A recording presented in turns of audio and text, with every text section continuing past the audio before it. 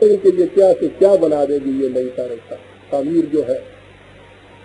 یہ ہے وہ خدا جس کی پناہ میں آؤ، جس کی حفاظت میں آؤ، اس خدا کی کہ جس کی ڈسٹرکشن، جس کی تخریب کے اندر بھی تعمیر مضمر ہوتی ہے. کن چیزوں سے آؤ پناہ میں؟ اس کی حفاظت میں، اس کے قانون کی حفاظت تلاش کرو. کن چیزوں سے؟ عجیب و غریب چیزیں آ رہی ہیں برادران عزیزان من، جیسا میں نے پہلے دکھایا تھا. آخری درس ہے آج. مجھے آج وقت کی پابندی سے اجازت دے دیجیے.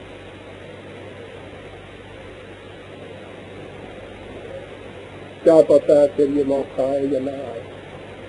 آخری صورتیں ہیں، مجھے تفصیل سے بیان کرنے میں دیجیے. اجازت ہے آپ کو بند پہ یہ کس چیز سے حفاظت میں آنا چاہتے ہیں؟ من شر ما خلق. دو لفظ عزیزہ نے من فلسفہ کا طالب علم جانتا ہے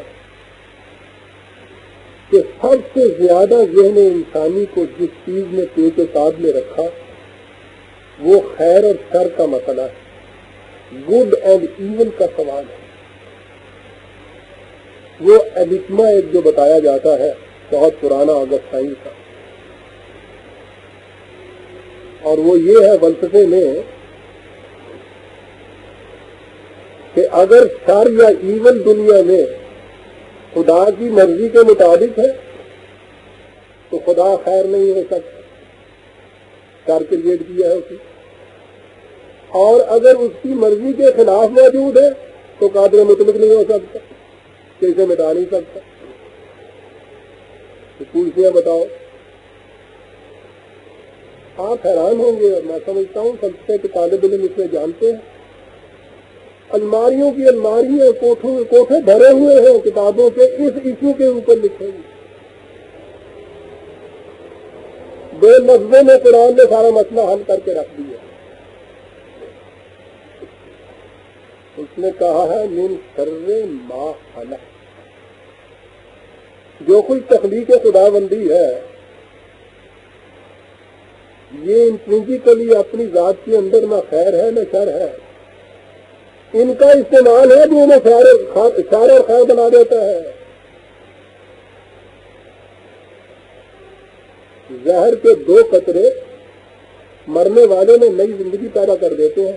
اس کے ڈاکٹر صاحب سے اسی کے 50 خطرے زندگی کو ختم کر دیتے ہیں. پانی جیسی ممد حیات کی 1-2 گلاس پیجیے تو آپ کو زندگی دیتی ہے، اسی پانی میں ڈوب کے مر جاتا ہے آدمی. حرارت غریزی کے اوپر دار و مدار ہے ہمارا، لیکن جس دن جو 98 سے اوپر پہنچ جاتی ہے اس دن بخار کہتے ہیں اسے. صبح سے شام تک اس آگ سے اتنے عجیب و غریب ہم کام لیتے ہیں، اسی آگ میں جب انگلی پڑ جائے تو اس کو وہ جلا کے رکھ دیتی ہے. آگ، ٹینکیاں، پانی اپنی ذات میں نہ خیر ہے نہ شر ہے. انہیں جس طرح سے آپ استعمال کرتے ہیں اس کے مطابق ان کا نتیجہ خیر اور شر ہوتا ہے. من شر ما خلق، کہ جو کچھ تو نے کائنات میں پیدا کیا ہے ہمیں اس سے بچا کہ ہم اسے اس طرح استعمال کریں کہ اس کا نتیجہ شر پیدا ہو جائے.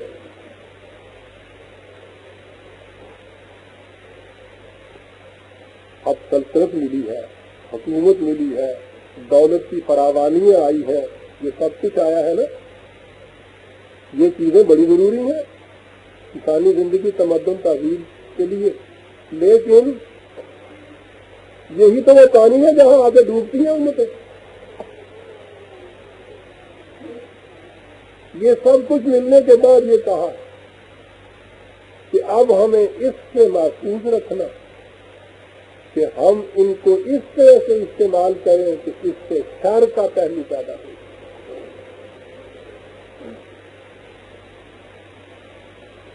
اور وہ بات بڑی آسان ہے، اس کے قوانین کے مطابق استعمال کیجیے، خیر ہی خیر ہے۔ اس کی خلاف ورزی کر کے استعمال کیجیے، ہر کیا شر ہے۔ تو یہ جو ہے تعوض حفاظت میں رکھنا، جو کچھ پیدا کیا ہے اس کے شر کے پہلو سے، اس کے معنی یہ ہے کہ ہم جو کچھ بھی ہمیں یہ حاصل ہو رہا ہے یا حاصل ہو، اسے تیرے قانون کے مطابق صرف کریں، تاکہ یہ خیر ہی کا پہلو ہمارے سامنے ہے۔ تعوض چاہتا ہے وہ کس چیز سے؟ اشیاء کائنات کے استعمال کے غلط طریقے سے، کہ جس کا نتیجہ شر پیدا ہو جائے۔ آپ دیکھتے ہیں خاصی تدابیر برادران عزیز کیا کیا ہے۔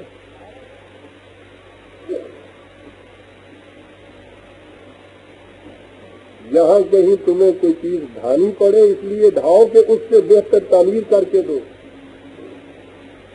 جو کچھ حاصل ہو اسے استعمال اس طرح کرو خدا کے قانون کے مطابق کہ نتائج خیر برآمد ہو۔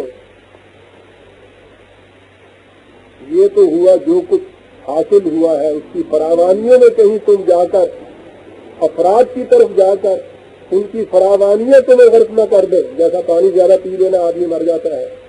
دوسری تفریق بھی تو ہوتی ہے دوسری طرف کہ ان اشیاء کا نہ ہونا بھی تو انسان کے لیے تباہی کا موجب ہوتا ہے۔ جہاں پانی کی فراوانی سے زیادہ پی جانے سے مر جاتا ہے، وہاں پانی نہ ہونے سے بھی تو آدمی مرتا ہے۔ من شر غاسق اذا وقب۔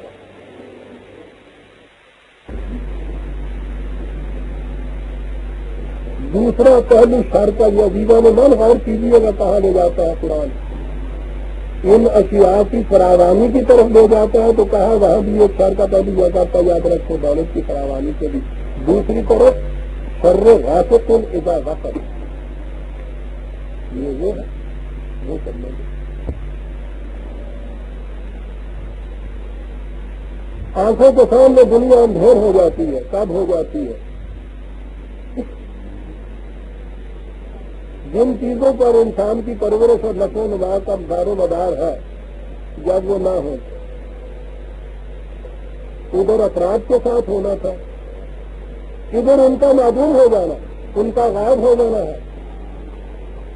کہا دوسری طرف یہ بھی کیفیت نہ پیدا ہو جائے کہ سامان و نشو و نما کے معدوم ہو جانے سے جو اندھیر چھا جاتا ہے آنکھوں کے سامنے انسان کے، وہ شر جو ہے وہ بھی نہ کہیں آنے پائے ہمارے۔ دولت کی افراد ہو، اس میں بدبختی نہ پیدا ہو، یوں محتاجی نہ کہیں پیدا ہو جائے کہ سامان نشو و نما کے معدوم ہو جانے سے دنیا اندھیر ہو جائے ہمارے ساتھ، ایسا بھی نہ ہو جائے۔ ہمارے پہلے دور کے اندر تباہی آئی فراوانی سے، اور اس کے بعد ساری تباہی ہماری آئی ہوئی ہے اس چیز کو کہ سامان نشو و نما سے بھی ہم محتاج ہو چکے ہیں، اور کرتے جائیے گا جن جن چیزوں سے اس نے کہا تھا پریکاشنری میئر جو بتایا تھے کہ محتاط رہنا، کس طرح ایک ایک کر کے آ گیا۔ اس کے بعد ہمارے ہیں اس نے تو پہلے سے بند کر دیا ہوا تھا کہ یہ ایسے نہ کر دینا۔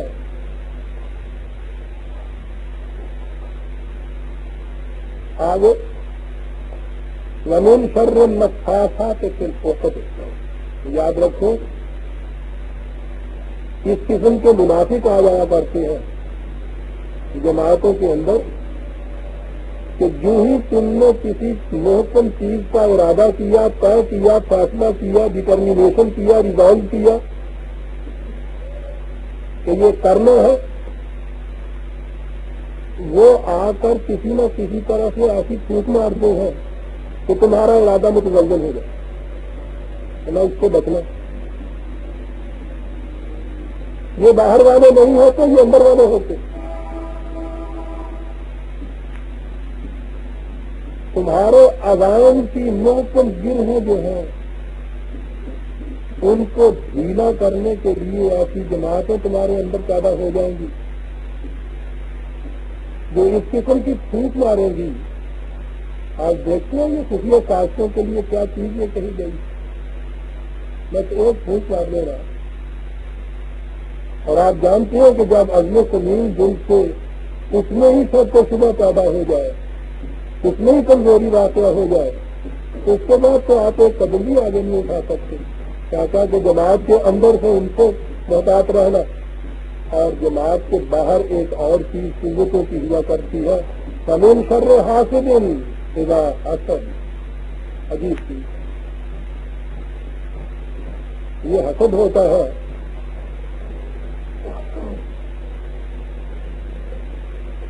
کہ درختوں کی کسی ٹہنی کو تنے کو اس طرح سے چھین دینا کہ وہ چھلکا نہ اس کے کام کا رہے نہ تمہارے کام کا رہے. جو کچھ کسی کے پاس ہے وہ مجھے ملے یا نہ ملے, اس کے پاس نہ رہے. رشک تو یہ ہوتا ہے کہ جو اس کے پاس ہے وہ مجھے بھی ملے, اور وہ حسد یہ ہوتا ہے کہ مجھے نہ ملے کے پاس لیکن اس کے پاس نہ رہے. سب سے بڑی تباہی جو آئی ہے امت مسلمہ کے برابران عزیز وہ اس چیز سے آئی ہے. تفصیل میں جاؤں گا تو مجھے لمبی تاریخ میں گزرنا پڑے گا. وہ قومیں جو سب اسلام لے آئی تھی, جن کی تہذیبوں کو, جن کے تمدنوں کو, جن کی حکومتوں کو آپ نے تباہ کیا تھا, یعنی باطل کی تھی, وہ ان کی جگہ صحیح نظام لانے کے لیے ان کے دل میں انتقام کا جذبہ تھا آپ کے خلاف. اب اس کے بعد مسلمان تو وہ ہو گئے, لیکن انہوں نے سوچا اس کے بعد یہ کہ یہ نظام یا یہ اسلام جو ہے ہم تو اسے نہیں لائیں گے, ایسا کچھ کرو کہ ان کے پاس بھی یہ کچھ نہ رہے. یہ آپ کا موجودہ اسلام اس طرح سے بنا تھا. یہ ہے وہ حسد کا جذبہ جس نے آپ کو تباہ کیا تھا. تو چھین کے رکھ دو ان کو.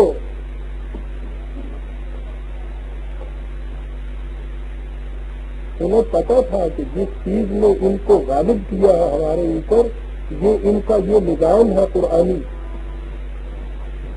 وہ چاہتے یہ تھے, یہ نہیں انہوں نے رشک کیا کہ جیسا نظام ان کا ہے ہم بھی اس کو اپنا لیں. نہیں, جذبہ انتقام تھا. میدان جنگ میں جو شکست پائی تھی انہوں نے آ کر دین کے میدان میں وہ شکست دی ان کو, کہ جس چیز کی بنا پر یہ ہم کو اس طرح سے غالب آئے ہیں وہ چیز ان کے پاس باقی نہ رہے. عزیزان مان, قرآن سنا دیا, خود اس قرآن کو اپنایا نہیں, آپ کے پاس نگرانے دیے. دیکھا ایک لفظ حسد نے کہا تک بات کو کیا چھین کے توڑا کر دیا, اس کو بھی کسی کام کا نہیں. خود تو انہوں نے لینا ہی نہیں تھا, آپ کے پاس نہ رہے. کہا یہ بھی ہوگا, بہت محتاط رہنا. جب یہ چیزیں آئے تو اس کے لیے ایک ہی علاج ہے کہ کون بھاگ کر قانون خداوندی کے قلعوں کے اندر حفاظت میں آ جایا کرے, زیادہ سے زیادہ ان قوانین کی اور اطاعت کیا کرے. یہ ہے طریقہ ان تمام تخریبی قوتوں سے بچنے کا. نظام تم نے قائم کیا ہے, محفوظ یہ اسی صورت میں رہ سکے گا کہ تم یہ کچھ کرو. اور دوسری پرچہ ترکیب یا اوساط کی تدبیر جو بتائی, اللہ الرحمن الرحیم, قل اعوذ برب الناس ملک الناس الہ الناس, سارے قرآن کی تعلیم کا نچوڑ برادران عظیم 3 آیتوں کے اندر, سارا نظام اس کے اندر.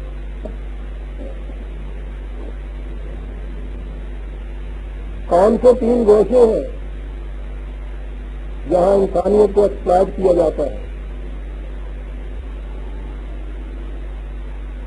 روٹی کا گوشہ, اکنامک سسٹم جسے کہتے ہیں.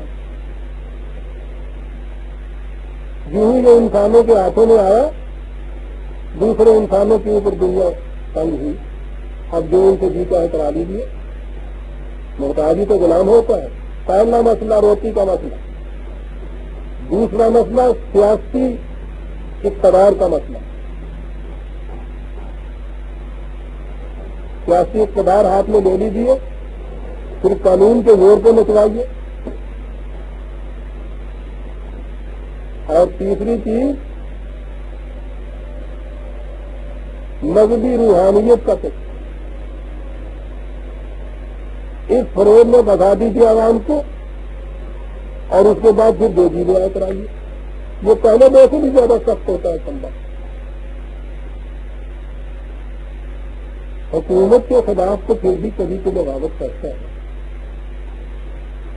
یہ غلامی کی زنجیریں تو انسان کے قلب و دماغ کے اوپر مسلط ہوتی ہے. غلام رسی پڑا کے بھاگنا چاہتا ہے.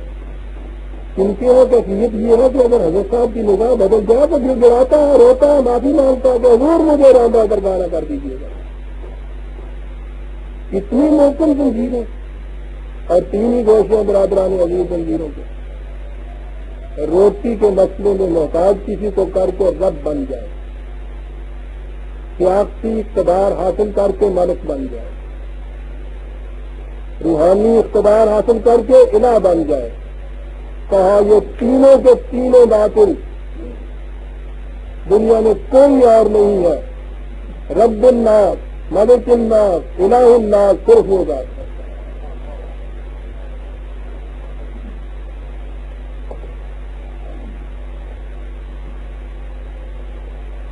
کیوں عزیزان من سمجھ کے آ گئی ساری تعلیم یا نہیں؟ یہی کچھ پتہ چلا آ رہا تھا نا قرآن.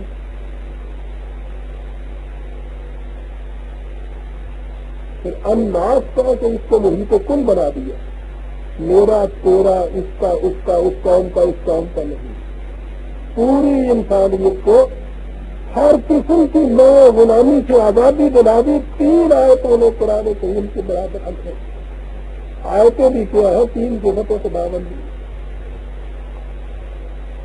ہر قسم کی غلامی سے نئے انسانیت کو چھڑا دیا.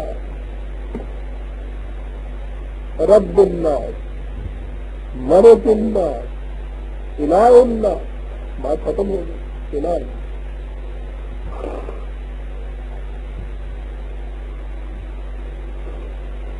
چھوٹی بھی اس کے ہاتھ, سیاسی اقتدارات بھی اس کے ہاتھ, روحانیت کی الوہیت کی قوتیں جتنی بھی ہیں وہ بھی اس کے لیے. اور جب وہ ناچ کا ہوا تو کوئی ناچ میں سے ایسا رہا ہی نہ جس کے کافی آ جائے. سیدھی سی بات ہے, انسانوں میں سے تو کوئی بانی نہیں سکتا یہ کچھ. اور انسانوں سے ان کو کوئی اور ہے ہی نہیں. یہاں مخلوق نام نہ ختم کر دیا گیا قرآن جی, رب کام دو رکھی قرآن کریم میں. یہ کام پیدا کی تھی, یہ نظام پیدا کیا تھا. اس چیز کے شر سے جو پہلی چیزوں سے ان سے بھی زیادہ ایک ٹائپ آتا ہے, من شر الوسواس الخناس. وسواس, وسوسہ, یہ ہوتا ہے دبے پاؤں اس طرح سے کسی کا آنا کہ آہت نہ ہونے پائے. جیسے شکاری شکار کی تلاش میں جاتا ہے اور کوشش کرتا ہے نا کہ آہت نہ آنے پائے, اس کے لیے یہ وقت بولا جاتا ہے. اس قسم کی قوتیں آئیں گی کہ معلوم ہی نہیں تمہیں ہوگا, آہت تک نہیں ان کی تم پا سکو گے. کرو گی کیا؟ یوں ہی ایک ذرا سی بات کان میں ڈالی اور پھر خناس کے معنی ہوتا ہے چپکیوں سے دبے پاؤں واپس چل کے پوشیدہ ہو جانا. وہ قوتیں ہاں وہ آپ کی نفسیاتی قوتیں ہیں, سیاسی سازشوں کی قوتیں ہیں, روحانی دنیا کی اس قسم کی قوتیں ہیں. آئے تو شکاریوں کی طرح. آپ دیکھیے گا ایک لفظ کے انتخاب میں ہوتے ہیں یہ سب شکاری. کہاں اس احتیاط سے آتے ہیں کہ کہیں کھٹکا نہ ہونے پائے, ورنہ تو شکار بگڑ جاتا ہے نا. یہ کھٹکا ہونے نہیں دیتے. اور کرتے یہ ہے کہ کوئی چیز ذرا سی کان میں پھونکی اور اس کے بعد یوں واپس چلے جاتے ہیں. واپس جانے کے بعد چھپ جانا کہ پتہ نہ چلے.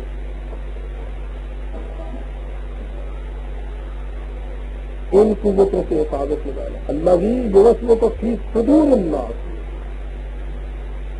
یہ غلط قسم کی تعلیم جو ہے یہ ہے جس کی طرف یہ چیز آ گئی. آہت نہ ہونے پائے، شکاری ہو ایکسپلائٹ کرنا چاہے پتہ چلے نا، اور دنوں کے اندر ایک چیز اتارتا چلا جائے. یہ ہے کسی قوم کا نصاب تعلیم بدل دیجیے، قوم کی قوم بدل جاتی ہے. عزیز والے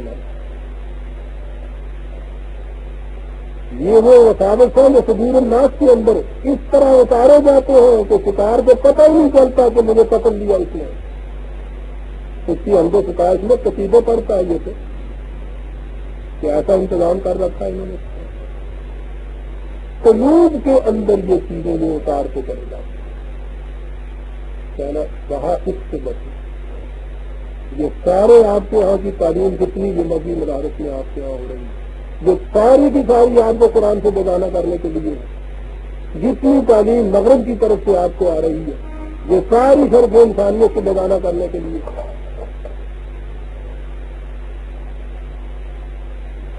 یہ ہے جو صدور الناس کے اندر وساوس ڈالے جاتے ہیں. ان پر سب سے بڑی پتہ ہی نہ چلے کہ کس وقت پکڑا گیا. کون کون سے یہ کرتے ہیں؟ من الجنۃ والناس. اپنے ہو فارنرز ہیں، خود اپنے ہو کے بھی یہ کریں گے. جن سے تم مانوس ہوتے ہو وہ بھی کریں گے کہ جن سے تم مانوس نہیں ہوتے ہو، باہر کے رہنے والے ہوتے ہیں. ہمارے ساتھ تو ہوا ہی یہی.